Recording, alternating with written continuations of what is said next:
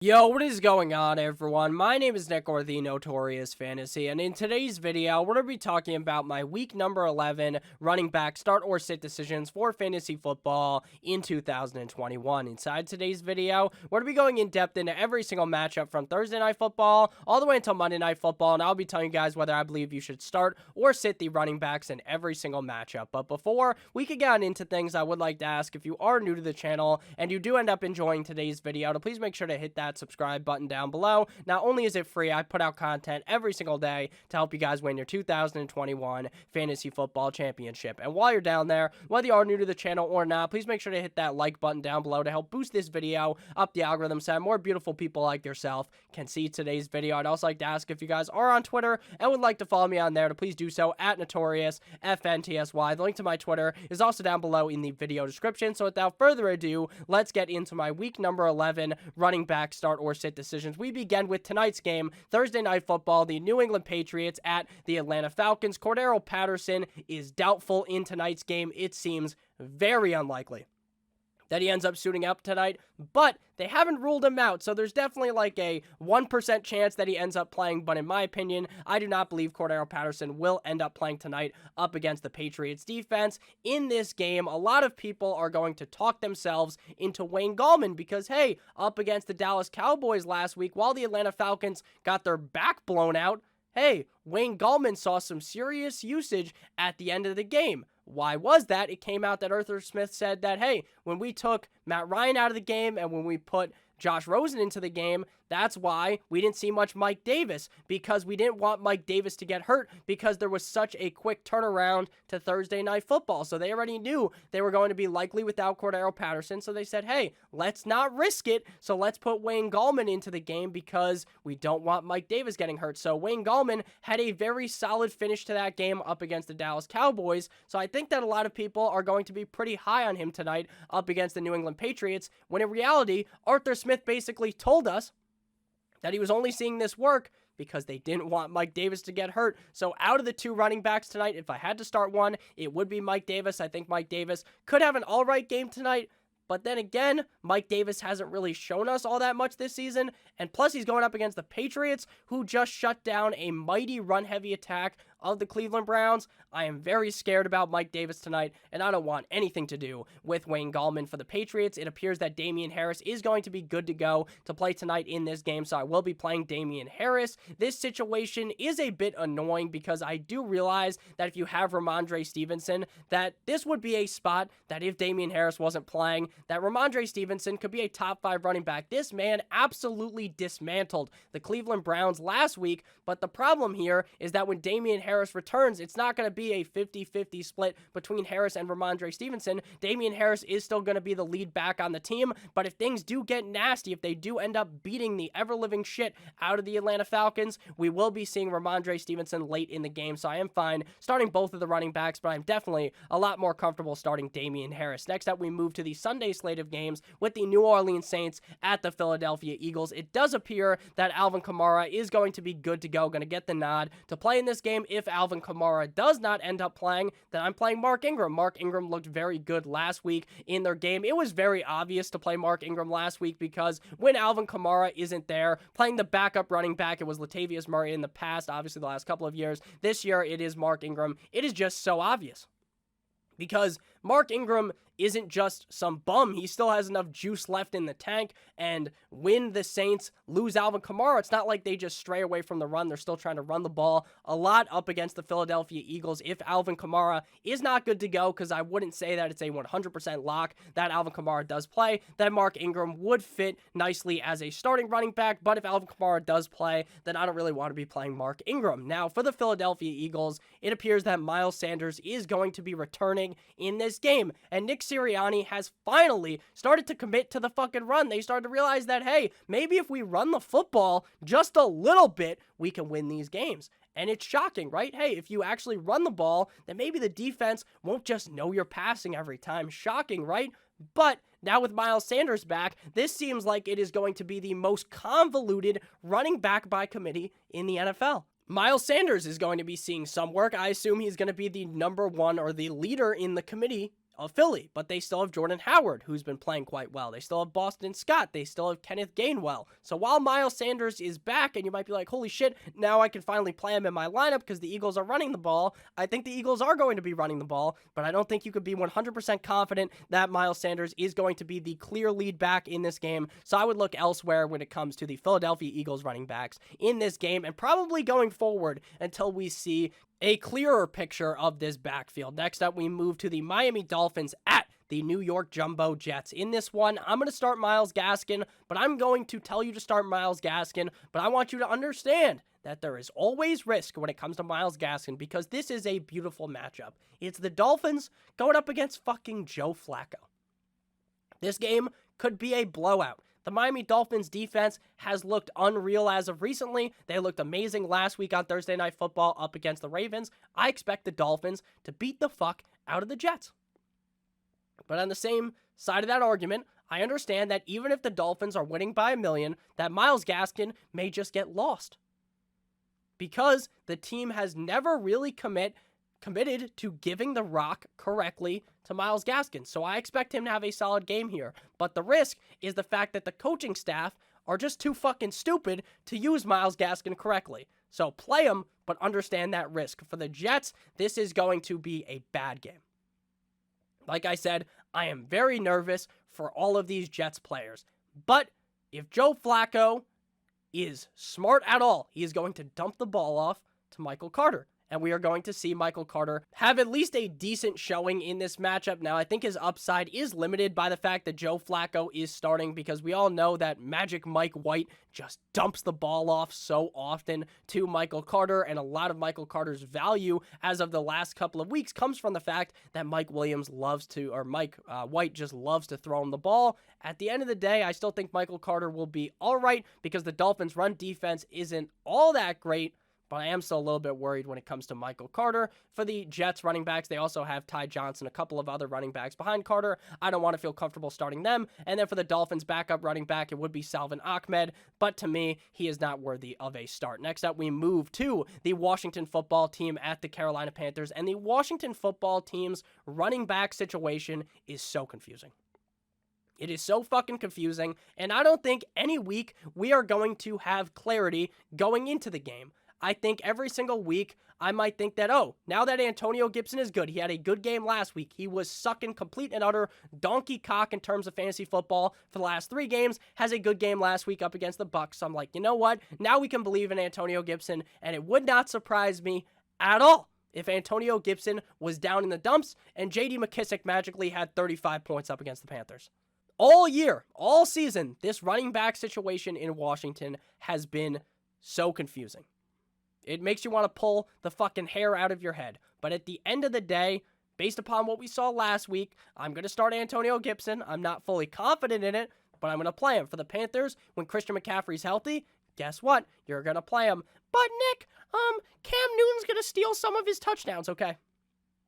Whoop-de-fucking-do. He's still one of the best running backs in the NFL. He's still going to be seeing a lot of receiving opportunities in this offense. He could still easily be the #1 running back on the week. So I expect Christian McCaffrey to have a very solid showing up against the Washington football team defense. Now that McCaffrey's back, Chuba Hubbard has been relegated to the bench, and J.D. McKissic is a sit. But again, it is so up in the air what this backfield is. Wouldn't be surprised at all if J.D. McKissic slapped the shit out of the Panthers, but it also wouldn't surprise me if McKissic does nothing and Gibson plays amazing. It is so confusing. It is one of the worst scenarios in fantasy football. Every single week you're going to be confused, just like I am. But hey, at the end of the day, I will start Antonio Gibson, hoping that Riverboat Ron Rivera saw what happened last week and continues on that trend. Next up, we move to the Indianapolis Colts at the Buffalo Bills. The Buffalo Bills running back core.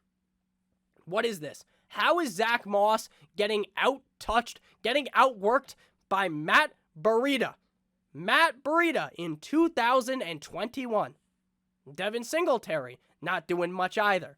Matt Breida has a great game last week up against the Jumbo Jets. Now, I understand that maybe it's because it was the Jets and they let Matt Breida get some shine, but he looked really good in that game. And it really does worry me about the fact that this may go from a double-headed committee of Zach Moss and Devin Singletary to a triple-headed fucking dragon committee of a threesome backfield of Zach Moss, Breida, and Devin Singletary, in which you never know what to do. And that confuses me. And they're going up against the Colts. The Colts aren't the best run defense. They're not the worst run defense. This could be a very solid game from the Buffalo Bills offense. But in terms of running backs, it's very confusing. So I'd rather leave them all on the bench for the Indianapolis Colts. Jonathan Taylor looks like he might be the best fucking running back in the NFL. He literally does. He can do it all. He's catching passes. He's running through motherfuckers' faces. Last week, I think the guy had 120 yards in the first half. This guy is a menace to defenses. Now they're going up against the Buffalo Bills, one of the best defensive units overall in the National Football League. So I don't expect Jonathan Taylor to go out there and blow their back out, but I do expect him to potentially finish as a top 5 running back on the week, so I'm going to start him up. When it comes to Nyheim Hines, it really is a coin flip how involved this guy is going to be game in and game out, because earlier on in the season, we saw that Nyheim Hines was very involved and that he was seeing some work on third down scenarios. And then we kind of saw him phased completely out of the offense. Then as of recently, we've seen some games where Hines is used, and then other games where he's kind of casted the other way, and he's not getting too much volume. So that's a very confusing scenario as well. At the end of the day, definitely going to be very trustworthy of Jonathan Taylor. I believe he does have that top 5 potential, but Nyheim Hines, it really is a coin flip. If you guys have ended up enjoying this video thus far, please make sure to hit that subscribe button as well as hitting that like button down below. I do apologize to you guys for not uploading over the last couple of days. As you guys can probably tell, I do sound a little bit nasally. I have to pause the video every couple of minutes to like sneeze and cough and shit, so I do apologize for that, but we will be back going forward. So I do appreciate you guys' patience, and I hope that you guys do understand. So next up, we move to the Detroit Lions at the Cleveland Browns. It appears that 9-inch Nicholas Chubb will be back in this game. That's awesome. Going up against the Lions, this is a smash matchup. Wouldn't be surprised at all if the Cleveland Browns take out all of that aggression, all of that anger from getting destroyed by the Patriots last week and just take it out on the Lions and just drop a can of whoop ass on this team. I am talking about a dismantlement of the Lions defense. I think Nick Chubb may run the ball 25 plus times in this game. I think D'Ernest Johnson will see the work as the backup, because this is a team that will use the backup running back, obviously, but I don't think that D'Ernest Johnson is necessarily in that Kareem Hunt level scenario where when Nick Chubb and Kareem Hunt are healthy, you just play both of them, right? Because they both have pretty equal upside. In this case, I don't think that's the case, so I'm sitting D'Ernest Johnson, and I'm playing Mr. 9-inch Nicholas Chubb for the Detroit Lions. DeAndre Swift is a must-start every single week. I do not believe Jamal Williams will be playing in this game, but that doesn't really impact my opinion at all on the Lions running back kind of quote-unquote committee, because early on in the season, we saw a decent amount of Jamal Williams, but ever since like week 2, week 3, he has been completely phased out of the offense. DeAndre Swift does definitely have some risk in him every single week, because the Detroit Lions may be getting absolutely ass fucked in this game, and then DeAndre Swift isn't seeing the dump offs. Maybe Jared Goff is looking deep down the field. Not even sure if Jared Goff's going to get the go in this game, but you guys get what I'm saying. That maybe the ball just isn't going the way of DeAndre Swift, but at the end of the day, the upside is that this guy might see 15 fucking targets in a game because they're down and they're just dumping the ball off to DeAndre Swift. Not a beautiful matchup up against the Browns, but we saw last week you can definitely run on them from the Patriots. So we're going to go ahead and play DeAndre Swift. Next up, we move to the San Francisco 49ers at the Jacksonville Jaguars. Elijah Mitchell dealt with an injury last week. It does appear that he's going to be just fine, just mighty fine to play in this game up against the Jaguars. The Jaguars defense looked great a couple weeks ago up against the Buffalo Bills, but like I said, immediately following the game, that was just a flash in the pan. That shit's not going to happen again. The San Francisco 49ers just beat the fuck out of the Los Angeles Rams. The Rams offense looks suspect. Doesn't look great. Did Odell dismantle that team too? Wink, wink. Probably not, right? That's more of a joke because Odell wasn't even out there all that much. But what I'm saying is the 49ers look great up against the Rams. You would expect them to look great up against the Jaguars. So go ahead and fire up Mr. Eli Mitchell. For the Jaguars, James Robinson, when this man is healthy, you just got to start him. The Jaguars offense isn't amazing. They're not terrible. I don't expect them to look great, though, up against the 49ers defense, who, like I said, just locked up the LA Rams and Matthew Stafford last week. But James Robinson, even in these bad matchups, just manages to crawl his way into fantasy value every single week. And it really confuses me as to why this team drafted Travis Etienne. Now, I understand we haven't seen Travis Etienne. Maybe Travis Etienne is the second coming of fucking Christian McCaffrey or Alvin Kamara or something, and the guy's amazing. And maybe this take, when we look back next year, this was a swing and a miss, right? Maybe it was. But I don't understand, based upon what we've seen out of James Robinson last season, what we've seen this year, what was the good that Urban Meyer was smoking on? What was he smoking? How did he determine that that was the draft pick? It makes no fucking sense. Now, I'm not going to continue to harp on something that happened in April in the draft, but it still confuses me. James Robinson definitely going to be a start here up against the 49ers. For the 49ers, we did see Jeff Wilson see absolutely zero work. The week prior, they activated him, and he didn't do anything. He just sat on the bench. But then last week in that game up against the Rams, he did see some work. But unless Elijah Mitchell was to just not play, which doesn't seem very probable, I don't really think you want to be starting Jeff Wilson. And then for the Jaguars, unless James Robinson is out, you don't really want to be playing Carlos Hyde. And there is no concern for injury with James Robinson based upon right now. Next up, we got the Houston Texans at the Les Titans, and we have the two teams with the most convoluted, and I probably said convoluted backfield multiple times in this video, so maybe that's not the case, but two backfields that are just a pain in the ass, right?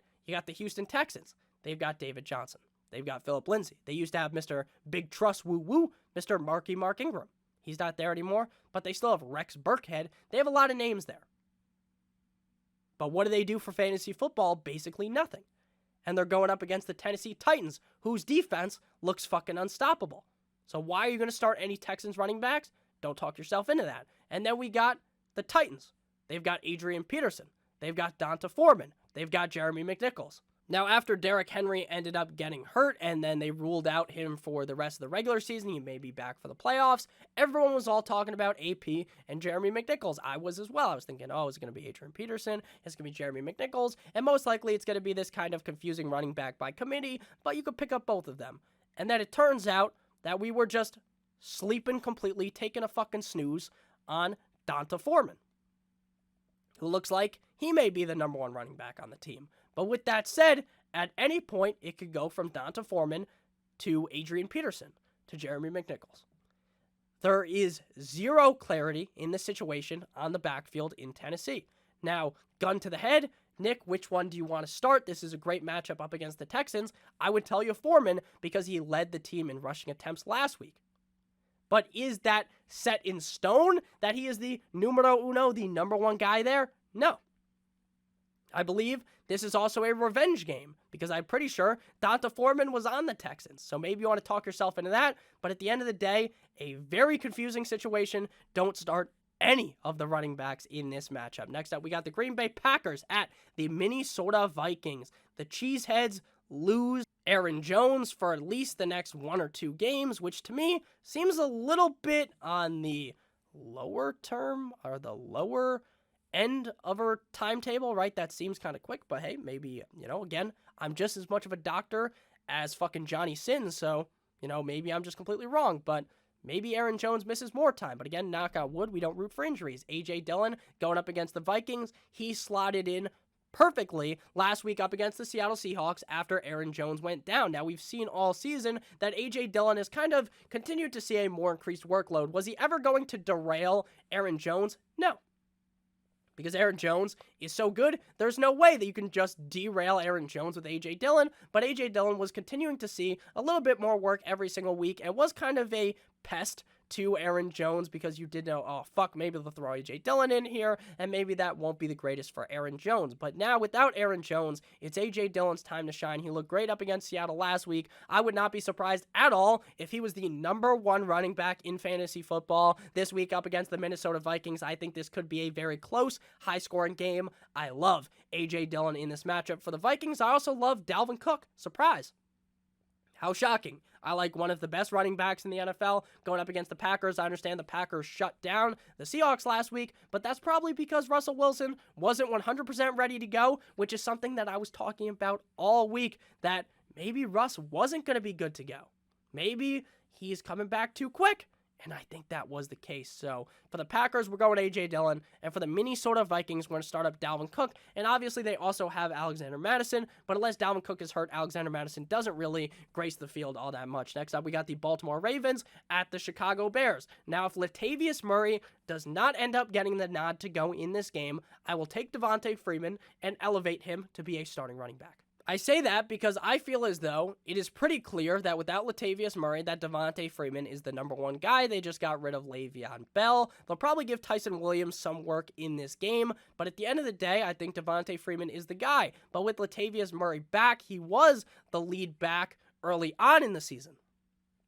So it's very likely that he could reclaim that role in this game up against the Bears, which makes my confidence in Freeman much lower. So if Latavius Murray does not play, then I'm playing Freeman. If he does play, then I don't want to play any of them because I'm not too sure exactly how that split share, that snap share, is going to work for the Baltimore Ravens. For the Bears, they've got David Montgomery, they have Damian Williams, they have Khalil Juice Herbert. It's very clear when David Montgomery is there that he's the guy, and none of those other running backs should scare you. The Ravens defense looked ass up against the Dolphins. I do expect them to bounce back and look a little bit better in this game, but I do think that David Montgomery could get loose and is definitely a start-worthy running back when he is healthy. Next up, we move to the Cincinnati Bengals at the Las Vegas Raiders. Joe Mixon is definitely worthy of a start at this point in the season. He was worthy of a start all season long. The Bengals are pretty confusing. Now, I've probably said confusing a lot in this video, but again, the reason why I say the Bengals are confusing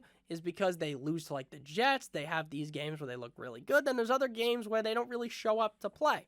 Going up against the Raiders is a very interesting matchup because the Raiders look deflated like a football in fucking Indianapolis when you go ahead and play with the Patriots.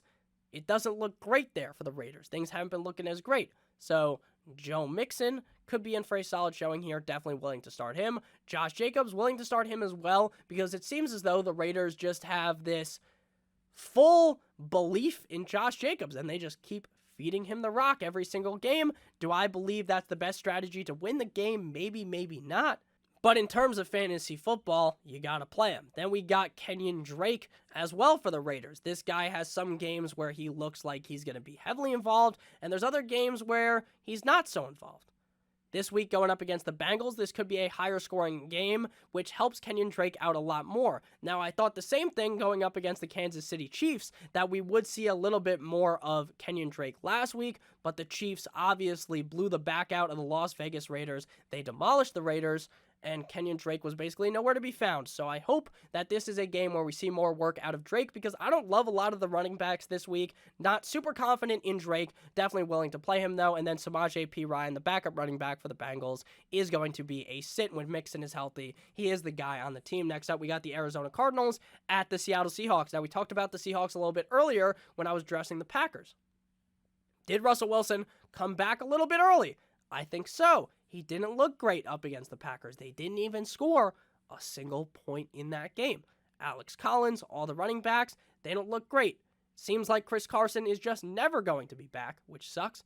I assume he's going to return eventually, but that's definitely not set in stone. Alex Collins going up against the Cardinals, I don't love it, but I do believe that if the Seahawks want to win this game, they want to take the ball out of Russ's hands because he's probably still banged up. Maybe let's run the ball.